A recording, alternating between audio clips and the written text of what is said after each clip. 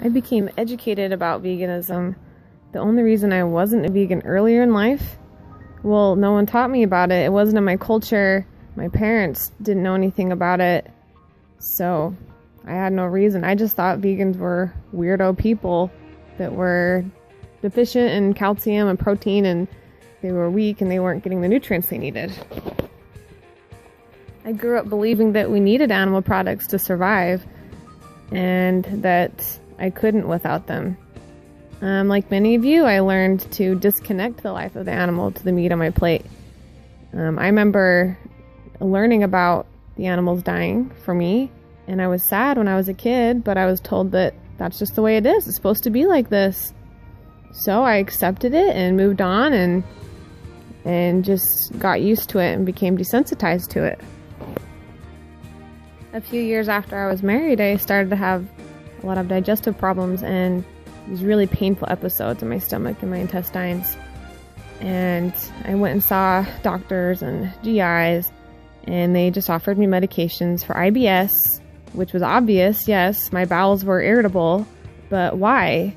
And so I had to become my own doctor.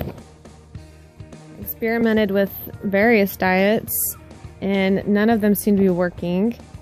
Eventually, I learned about veganism from Tiandra, a girl I knew from UVU Ballroom, and I started messaging her on Facebook and asked her all kinds of questions, and she told me to read the China study.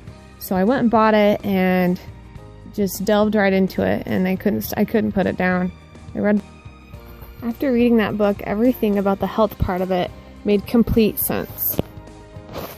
Then I learned that vegans actually help save the planet by cutting back on animal products.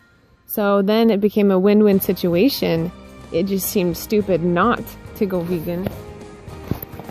There's more livestock on the planet than there is wildlife. And all this livestock that we've mass produced because of its demand and the population growing is just taking up more water, more space, more food that we're growing for our food for this livestock. So it's taking up twice as many resources as if we just grew plants.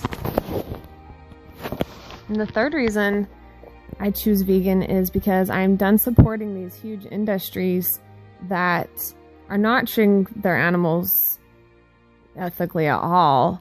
I just don't think that that's what God wanted for his creatures.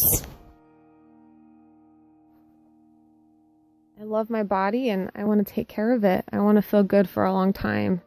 I want to live for a long time, but feel good.